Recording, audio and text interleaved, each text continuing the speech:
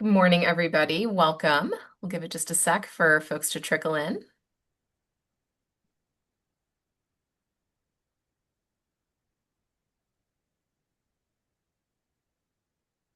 All right, I think we're about good. Good morning. Thank you so much for joining us for this week's iteration of our Trade and Tariff webinar.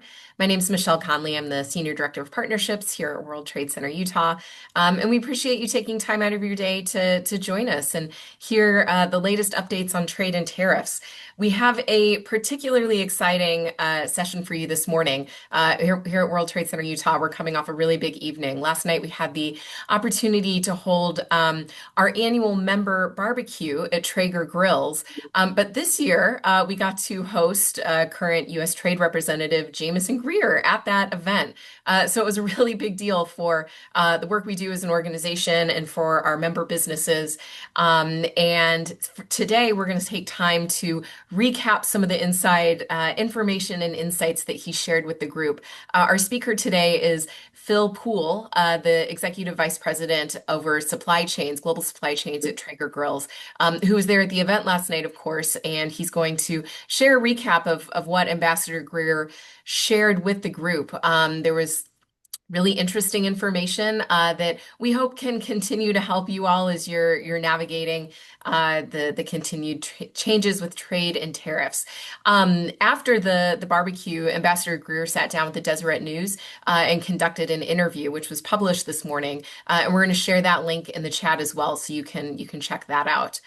Um, Quick reminders that I forgot at the beginning. This webinar is recorded and posted on our YouTube page, so you can always check out past iterations or share today's with other people. And we always love this to be conversational, so please feel free to add questions in the chat. Before we move on with the updates, I also wanted to share one other thing that we have going on at World Trade Center Utah. We are administering a survey right now about our international programs, which is all of our outbound travel. So our trade missions, trade shows, business trips to different parts of the world, trying to survey as much of the business community as possible to help inform where we go and what industries we focus on in 2027. We would love all of you to consider taking that survey, share it with others in your company, share it with other Utah businesses that you think would like to provide their input. Again, that's truly going to inform our programming for next year, and we want to make sure it's really reflective of what the business community is needing right now. So that should be posted in the chat as well. And again, would really welcome you all taking that survey. So with that, I'll go ahead and turn it over to our Chief of Staff, Ben Collender, to, of course, provide this week's tariff updates, and that'll be followed by the conversation with him and Phil Poel, where you can hear a recap of what we heard from USTR Jamison Greer last night. So Ben, take it away. Yeah, thanks, Michelle. I'm gonna share my screen once I request access because we did not do that in our pre-session. There we go. Okay. All right. So sharing my screen, everybody should have seen this by now, but this is our tariff dashboard. You can follow along or share with others. WTCutah.com/tariffs. You can get a link to these webinars as well right here at the top. So if you want somebody else to join or you think this is good information, please feel free to share it. Um, We've got a few updates this week. So, as many of you know, there are a lot of 301s going on. This is a bit of a transition from many of you remember IEEPA went into 122 as a temporary tariff solution for the administration. And now we're looking at many of the 301s starting to go into place or at least have comments closed. So, we did get a 301 action on Brazil. So if you're doing business in Brazil, you should be paying attention to this. We have a 25% tariff on Brazil. Our goods say all, it's a little nuanced. We're going to get that updated. But we do have a 25% tariff rate on goods coming out of Brazil that our businesses should be aware of and paying attention to. There are more details in the link on our webpage. We had a lot of 301s closed. One of them was the U.S.-China Board of Trade. So this was USTR seeking input from our business community, the American business community, but we're always here to encourage Utah businesses to have input here in terms of where can we trade with China in non-sensitive goods. So they were seeking comment on this. Is comment closed? Also closed is the second 4-year review public comment. We view these as connected because the 4-year review and the public board of trade together are really going to come up with a lot of what businesses are going to be able to do in terms of trade in China. So that's on our dashboard. That closed earlier. That closed late last week. But yeah, thanks for all of our businesses who had input into that. Um, Another big update is the de minimis exemption. So many of you remember back in the day, if you were a consumer or business and had a good that you wanted to import that was under $800, look, it wasn't worth collecting the duty. So it hit a de minimis exemption, so not to burden our customs officials with clearing every good that comes into the United States. That some time ago was um, suspended, and customs put out an order this week that basically extends the temporary suspension indefinitely. So we have the details of that on our dashboard as well. If you're importing anything under the de minimis or what was the de minimis exemption, something to be aware of that there doesn't appear to be a window that that's going to go away anytime soon. Um, with that, I think those are the major updates that we have for the week. I'm going to stop sharing my screen and transition over to Phil. So we've got plenty of time to talk about some of the things that we heard last night at the Traeger barbecue, which Traeger so graciously hosted in your awesome space. It was a lot of fun, a lot of people. It was good time, had good conversation. One of those conversations, of course, was Ambassador Greer. And for those of you who weren't at the event, you know, thought it might be helpful. Phil and I were talking at the event last night, and having a conversation between the two of us on our takeaways from the conversation. It's not directly hearing from Ambassador Greer, but it's probably the next best thing. So, especially with Phil in the room and all his expertise and what he's been doing navigating the tariff. So, Phil, first of all, awesome job by Jeremy in the conversation to just pull out, the elements of substance. There was a clear strategy behind what we were hearing from Ambassador Greer. I wonder if you can walk us through your takeaways on what that strategy is and what businesses should be thinking. Absolutely. Thank you, Ben. And good morning. Happy Friday to the WTC. It was a wonderful event last night.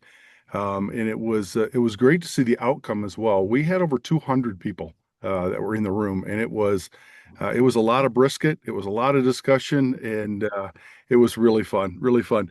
I was very impressed with Ambassador Greer and how he led into the conversation. Jeremy, I think, steered him well, but they had great banter, open banter. It wasn't just soft layup shots either, but he started really by helping us understand not only his overall, I would say, sense of his direction, but the sense of direction of the administration by outlining America First. It was 100% tied to that.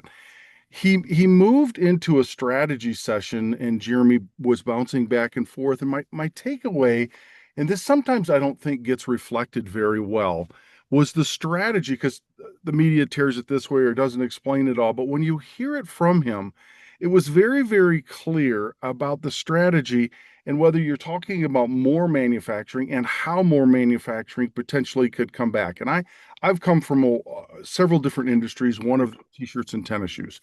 And are we going to make t-shirts and tennis shoes in the United States? Probably not. However, the advanced manufacturing that we do in the United States is going to start to draw back on vertical manufacturing, which is what we need in the United States to rebuild our infrastructure to understand, especially for us at Traeger Grills, how do we work with that type of technology, innovation, and vertical manufacturing? So there is definitely a clear plan from the administration around that. And how do we gather, or I would say, glean more in the GDP around that side? It really kind of slid more into what the balance of trade is going to be. So, building off from that, building into the balance of trade, and kind of with a period at the end saying reciprocity. And he led us really, really well on that part, Ben. Yeah.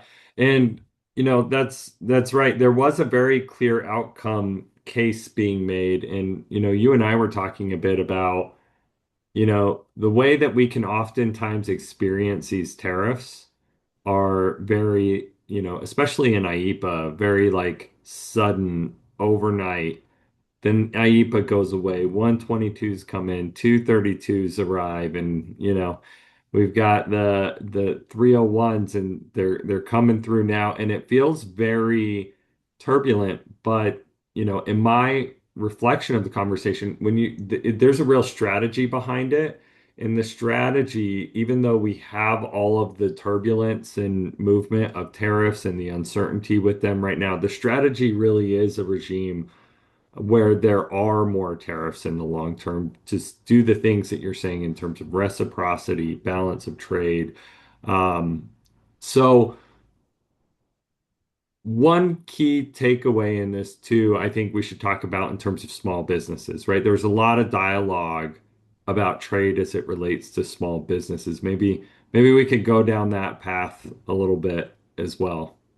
And leave room Uh, for questions. you So know, we've got folks in the room who may want to chime in on questions on our take, but totally welcome. I have lived this in Trump 1.0 and now in 2.0. And I think you're right, Ben. And sometimes I try to describe it to people and I say, I feel a little bit like the past year has been about whack-a-mole. If you remember, it's like, what one are we going after right now? And the description, as you're leading to that he laid out, it really, if we could go almost all the way to the end, and it's about the outcome. And if you think about the outcome that the administration is trying to get to, big business, small business, but more importantly, America first, it backs up into the moves. And with any, sports analogy, with any move, you try this one and then you try that move and you hand off here and you do a running play here. And they're very orchestrated about those moves. Now, that means that they may use a little bit more of 301 here. They'll re-implement 10 or 122. But what they're trying to do is they're trying to get to the end zone. They're trying to get to that outcome, and they're using those along the way. It was clear, and dealing with tariffs almost on a weekly basis. He was clear though in saying they're not going away. They may go down a little bit, they may go up a little bit, but we are going to use them until we get to that outcome of reciprocity in America first. That was, again, back to my first statement, it was very clear on how he has orchestrated this with President Trump. And, he did say something, and I think it's good for everyone to hear also the amount of time sometimes that you think, well, Donald Trump or President Trump makes decisions really quickly, just spitball right off from that. And Jameson Greer put that to rest immediately. And he said, that is not the case. He said, President Trump truly talks to people, some that he likes, some that he doesn't like, outsiders, CEOs, before he makes decisions. And what may seem like a snap decision, maybe weeks, more months in discussion with the pros and the cons in the industry, in the government, in other governments. I was very impressed by that. And that kind of goes back to now what we wanted to chat about was how does that affect small businesses? And when you think about what they're trying to do in a small business, and whether that's you're sourcing from overseas and you're saying, wow, I'm a little bit concerned about this, but all of a sudden, what they're trying to do with regard to America First is actually protect what you're making. Because I think it was a great example. And Ben, maybe you can share us. It was about minerals and rare earth minerals. And he just gave a great example of that. Yeah, so the example was, if you're a small business and you're trying to um, work on an operation, and if China doesn't like it, they can shut it down. You're essentially a company competing against a country. So the example given was Mountain Pass, that they were producing rare earths, and they would get shut down because China would dump into the market, right? So there are really two parts that we heard. One is the reciprocity of trade, right? And then the other in the balance of trade. And the other piece was really how to protect our businesses because at some point, there's an ability to turn the screws on businesses here at home that, if we rebuild some of our supply chains and our capabilities, that's not as much of a pain point for the United States. That's part of what we were hearing out of it. I should also say, and Phil, as I was listening and we were talking, I I had a good conversation with Jeremy afterwards. Um, we sound very optimistic in this and like, yeah, this was a great. I think what was so great about it was the substance and hearing directly about the strategy. Mhm. There I want to recognize here and with you guys, this hasn't been a simple process, and this is not a cheerleader event for tariffs. This is an excitement that, we've got some real insights here that could be helpful for our business community. And as you've said several times, and Jeremy and Traeger, how do you go on offense as a business? And it's just such a mental piece that we've taken away that as we have this dialogue, it's not meant to say, tariffs are the best thing ever because we understand that these things are painful, but there is an approach here that if you want to go on offense, this is a little bit of a under the hood of what we're hearing and what we're seeing. So please take it in that light when we're out there saying like, this was great information. This was awesome. We know and understand that there are some pain points, especially for a lot of our Utah businesses. And so sympathetic to that and would invite questions along the way for those who have them We in do mind. have one question that I want to jump in with related to what Phil was just saying. Someone's asking how was reciprocity defined by Ambassador Greer and that end zone that you referred to? Like, what is the end zone? What are they trying to get to? So he did share a little bit kind of on a side. We had a tour with him earlier and talking about reciprocity, whether it's 10% from one country and 10% from the United States based on goods and how we trade with each other. So getting to that final order, he also said, though, America will be first. So it's maybe 11% in Vietnam and 10% going back to Vietnam. And the reciprocity really has to do with that deal. What is that deal in? He's getting to that end zone with the tariffs to make the deal that creates reciprocity. So, how is it defined? Balance of trade. That was exactly how he defined it. He said, there's got to be a balance between what we're doing between the country that we are dealing with in reciprocity. He is obviously pushing the administration side, which says, I'd like to be a little bit more and you be a little bit less, and vice versa. So, it really came down to reciprocity, equation, balance of trade. Yeah, and to that point, Phil, sometimes uh, even if you do 10%, 10%, you're not going to have that balance of trade. And that's how the administration is looking at these deals. Okay, what sort of a deal? And we also have a deals page on our dashboard, if you want to check that out, that we're tracking when these deals are made with other countries. What type of a deal would help advance that balance of trade over and above the tariffs Right. that are being implemented? So really seeking that overall, we export 1 billion to you, you export 1 billion to us. I mean, that would be the vision, but in practicality, and maybe this is a good point on USMCA, is that came up quite a bit during the conversation as well. Um, you know, about how do you have reciprocity and a balance of trade with Mexico, right? How do you do that when, they're exporting more to the United States and we're importing? And that's part of what's underlying the USMCA agreements right now with Mexico and what they're trying to figure out alongside Mexico. Yep. Yep. Um, I just saw a Another question. question come in, but I can't find it. Michelle, can you find it? It was It was Grant. there for a second and then went away. So hopefully it comes back. And Grant's always got the thoughtful questions, so I I want to know, hear it. right? I hope he puts it back in. As we wait for that question to come back in, I think we sound very optimistic, Ben, and I think it's because we truly were in the room and we heard it. But it did feel like there's an end game coming, and the playbook is slowly being opened up to us versus it was just a whiteboard before with a lot of movement on it. There is a playbook that's opening up, and I felt like last night Jameson Greer was cracking those pages for us, saying there is an end game to this, there is an outcome to this. And if you can deal with this for a little bit more, maybe a little bit more pain on the big side, but that's where my optimism. I feel like I can now work within that partial playbook to advance what we're trying to do with in supply chain for Traeger. So, Yeah, that's right. And looking forward, we even heard something like, hey, within a few months, it'll be yep. fully understood.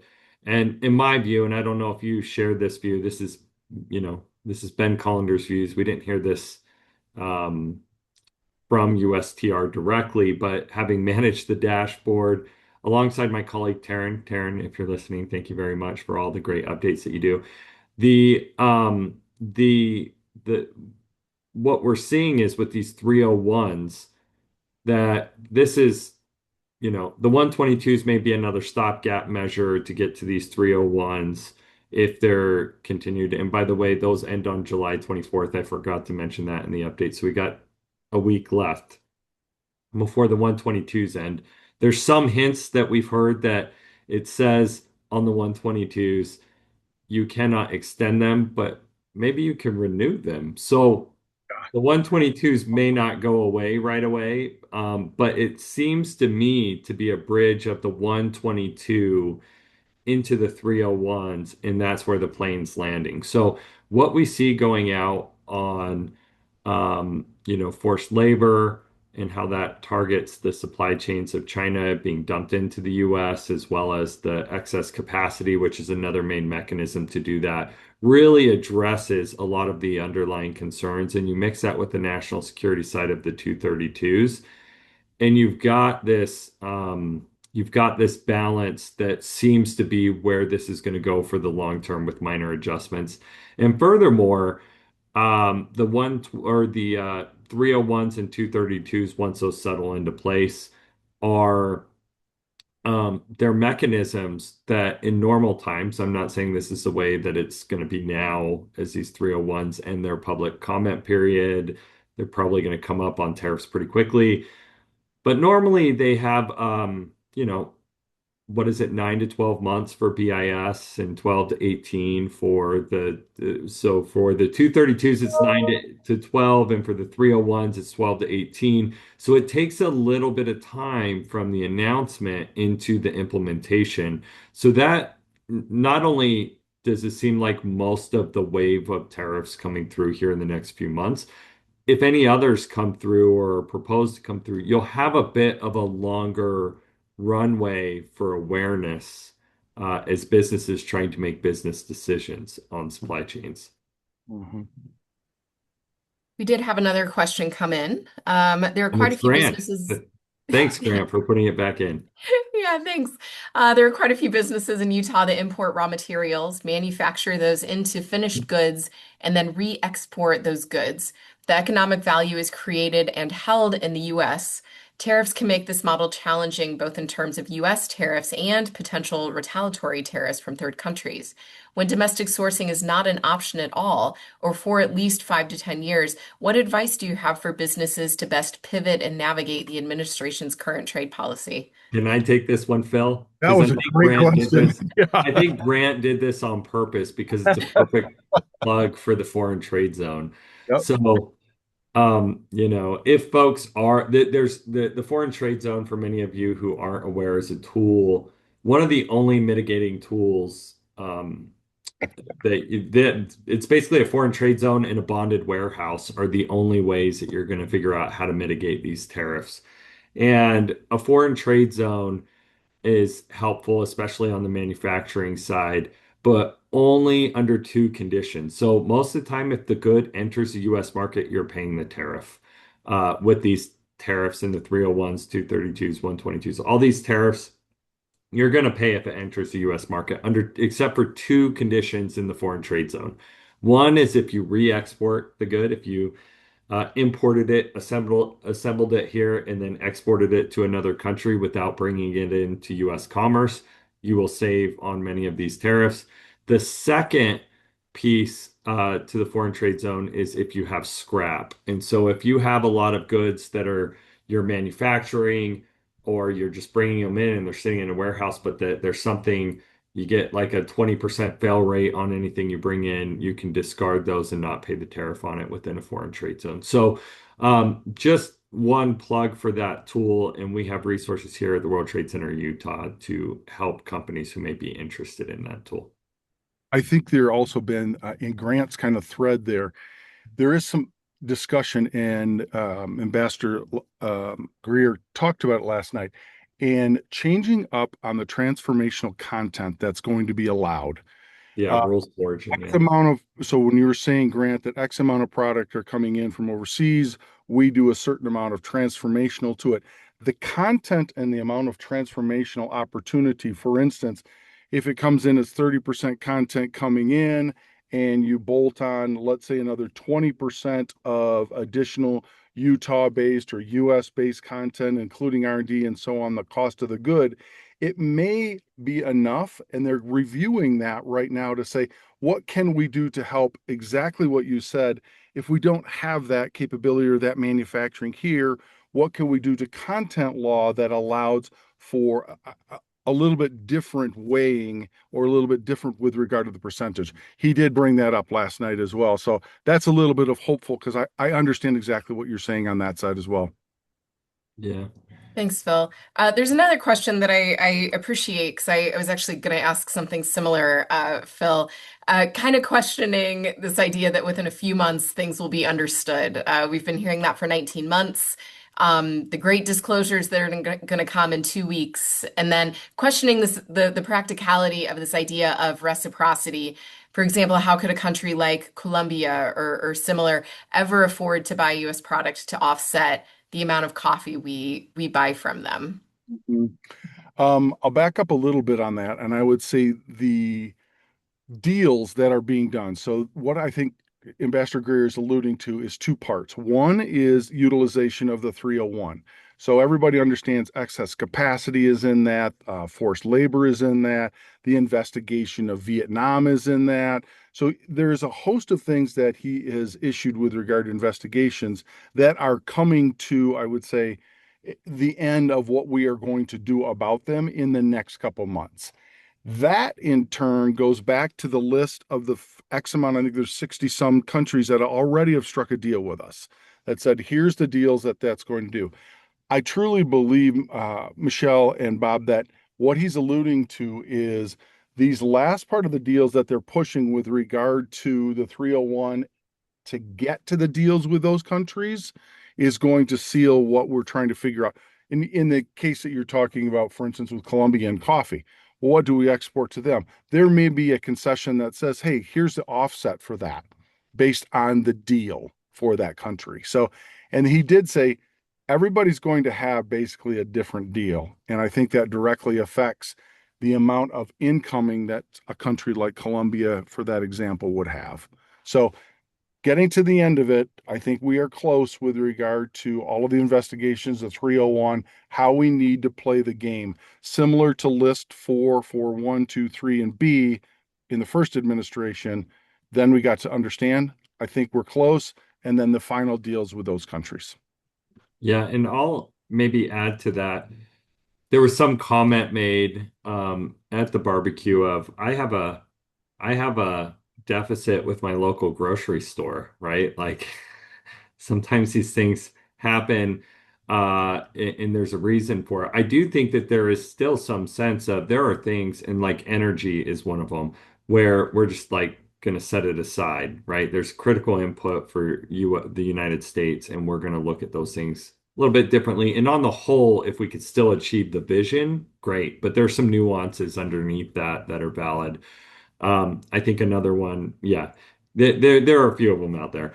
Um, the other is the certainty piece. I do think, and the constant temptation of it's right around the corner. I should couch that maybe in my view of it's never going to be as certain as it once was.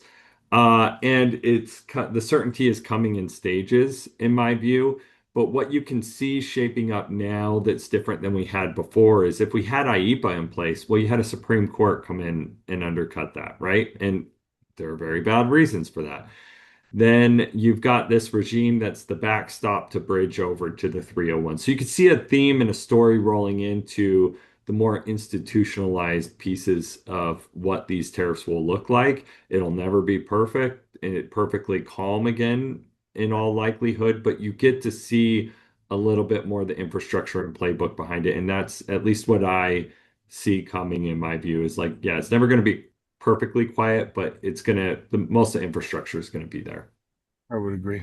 Yeah. So Great. Thanks so much, Ben and Phil. I think we could keep going, but Phil is at the airport and has to go get that's on a plane. So we'll go ahead and wrap up.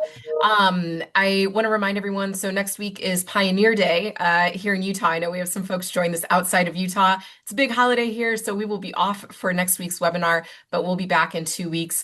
I also wanted to say, if any of you who aren't current members of World Trade Center Utah ever interested in learning more about that, please feel free to reach out. You can reach out through our website or just send an email to info@wtcutah.com and then come to the event and grill Ambassador Greer in person.